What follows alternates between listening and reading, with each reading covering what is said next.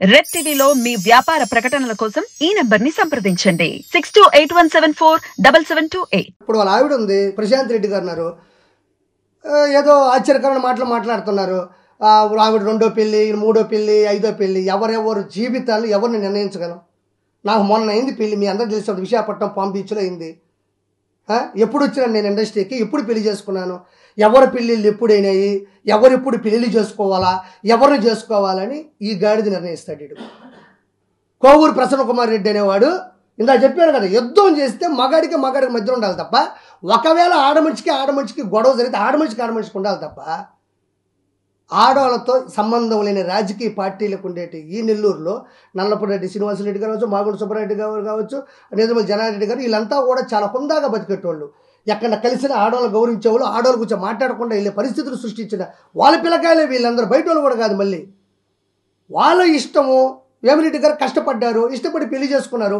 ఈరోజు బాధ్యత నేను సవారీ చెప్తుండా, ఈరోజు పెళ్లి చేసుకున్న మీ పిల్లలకు సంబంధించిన ఫోటోలు మీ ఇంటికి వస్తే తప్ప, మీ ఇంట్లో మజ్జిగ తాగితే తప్ప, మీ ఇంట్లో అన్నం తింటే తప్ప కనబడవు.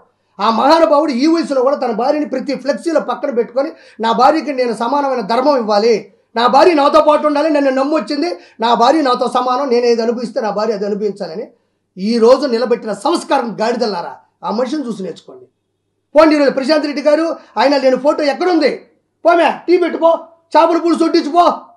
వాడు వచ్చినాడుడా అన్నం తిన్నారు వాళ్ళ పార్టీ మీటింగ్లకి ఇంట్లో అన్నం వండించేదానికి ఆడవాళ్ళ పరిమితం. ఈ సమాజంలో నా భార్య నాతో పాటు, అవునయా కష్టపడ్డాడు, సంపాదించుకున్నాడు, తన భార్యను కోవూరుతో నిలబెడుతున్నాడు, కోవూరులో నిలబెట్టి సొంత డబ్బులు కూడా ఖర్చు పెట్టి ఏకైక ధైర్యం ఉన్న మగాడు వేమిరెడ్డి ప్రభాకర్ రెడ్డి, నా పెద్దారెడ్డి.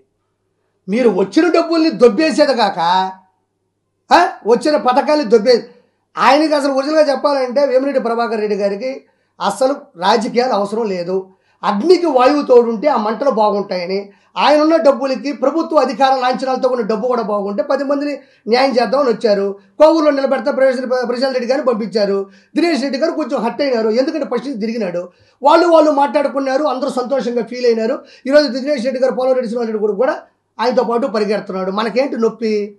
కోవూరులో ఆవిడ ఉంటే బెటరే ఉంది, బెస్ట్ ఉంటే వాళ్ళది, అందులో తప్పే ఉంది. మా అమ్మకు 3 పిల్లకాయలు పెడితే మేమందరం చేపల పులుసులు పెట్టామా? ఒకరే ఎమ్మెల్యేగా నిలబెడతారు, అపోజిషన్లో ఇంకోరు నిలబెడతారు. ఆ మనిషి మాట్లాడే మాటలు చూస్తే నాకు అంత ఇబ్బందిగా అనిపించింది.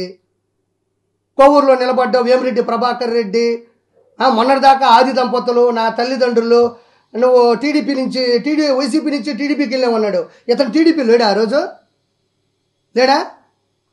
ప్రసన్న కుమార్ రెడ్డి అనే వ్యక్తి టీడీపీలో ఉండే కదా వైఎస్ఆర్సీపీకి వెళ్ళాడు.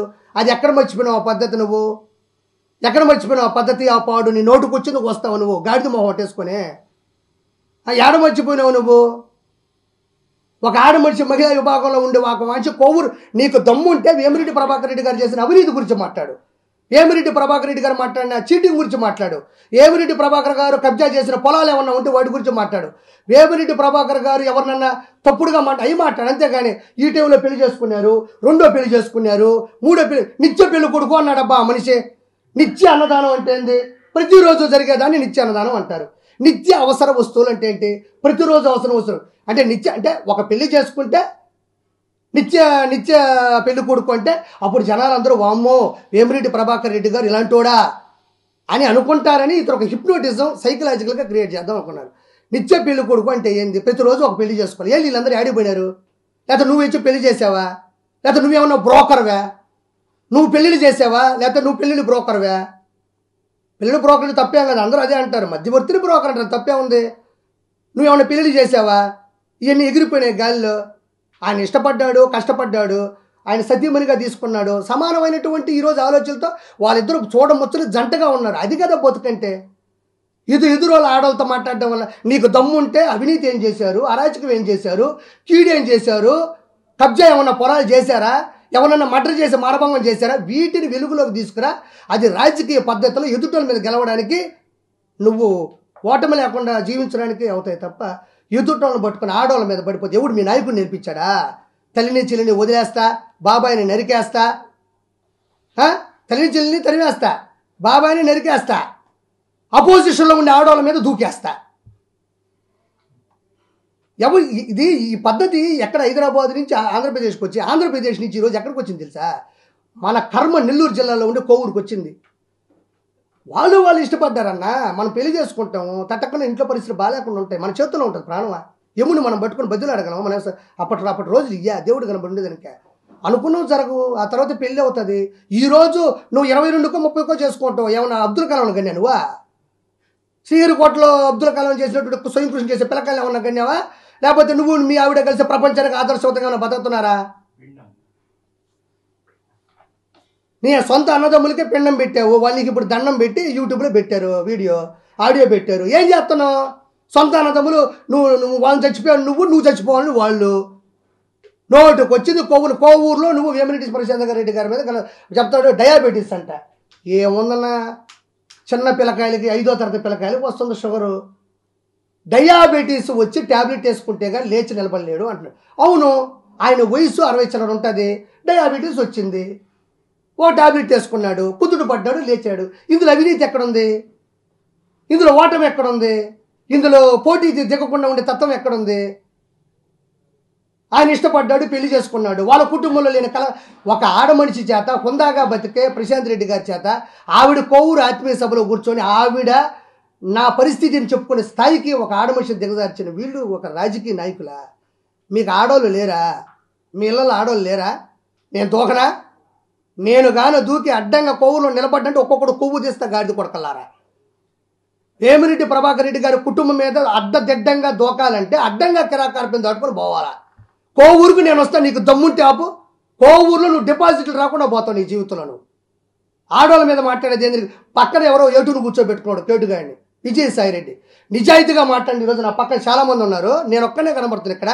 వేమిరెడ్డి ప్రభాకర్ రెడ్డి గారు తెలుగు యాస మాట్లాడతారు, మన నెల్లూరు జిల్లాలో పుట్టారు, నెల్లూరు యాస మాట్లాడతారు, నెల్లూరులో ఇల్లు కట్టుకున్నాడు, సంపాదించుకున్న డబ్బులు 10 మందికి పెడుతుంటే ఈరోజు ఒక్కసారిగా వేమిరెడ్డి ప్రభాకర్ రెడ్డి గారు ఒక్కసారిగా తెలుగుదేశంలోకి దూకేసరికి నెల్లూరు జిల్లాలో వీపీఆర్కి ముందు వీపీఆర్ తర్వాత అయిపోయింది.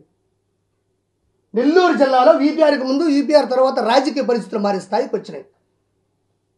భయపడిపోయినారు ఒక్కొక్కరు, భయపడిపోయినారు, వచ్చ పోస్తున్నారు ఒక్కొక్కరు. వీపీఆర్ వచ్చాడంటే ఒక్కొక్కరు వచ్చ పోస్తున్నారు నెల్లూరు జిల్లాలో ఒక్కొక్కరు. ఎందుకు వచ్చినారు? ఎందుకు భయపడ్డారు? ఆయన రౌడీజం చేస్తే కాదు, డబ్బులు పోగేస్తే కాదు, ఫస్ట్ నుంచి 10 మందిని కలుపుకుంటా, 10 మందికి అన్నం పెడతా, 10 మంది చేత దండం పెట్టుకుంటా పెట్టుకొచ్చిన స్థాయి అతను. అందుకే అతను అంతమంది గౌరవిస్తున్నారు. మీ బతుకులకి మీరు ఎప్పుడైనా మీరు ఒక పార్టీ నుంచి ఇంకో పార్టీలోకి వెళ్ళినప్పుడు నెల్లూరు జిల్లాకి మీ నాయకుడిని పిలిపించి నువ్వు కండు వైపించుకోగలవా? సంక నాకతా నువ్వు ఏ తాడేపల్లికో విజయవాడకో హైదరాబాద్కి వెళ్ళి మెడ ఉంచుకొని పసుపు తాడు గడుచుకొని రావాలా.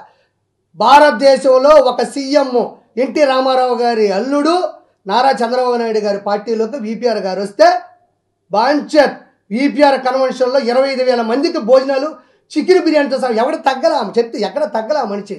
25,000 మంది సాక్షిగా ఒక చిన్న కండువా వేసుకోవడానికి సీఎంని సాక్షాత్తు వీపీఆర్ కన్వెన్షన్లో దిగిన చరిత్ర అతను కదా రాజకీయ నాయకుడు, అతను కదా గొప్పోడు. కండువా నేను రాని విజయవాడ కంటే ఆయన వీపీఆర్ కన్వెన్షన్కి వచ్చి ఆయన కండువా కప్పి ఆయన సమక్షంలో రాజకీయ ప్రక్షాళనలో చాలామంది కండువా కప్పుకొని కండువా కప్పించుకునే స్థాయిని పెంచిన మనిషి ఆ వ్యక్తి. అలాంటి వాడు కదా ఏదన్నా ఒక సీఎంని ఇక్కడ తీసుకొచ్చాడు కదా, ఊరికి ఏదైనా మంచి చేస్తాడు. సీఎం పిలిస్తే మీరు అక్కడికి కాలకాడ కూర్చొని మీ కులాల దృష్ట్యా మూలాల దృష్ట్యా సంకనాకే వాళ్ళు ఒక ఎమ్మెల్యేలు మినిస్టర్లు మీరేం రాజకీయం చేస్తారు? ఆడవాళ్ళ మీద పడే రాజకీయం మీరు ఏం చేస్తారు? మీరు ఏం చేయగలరు? మీరు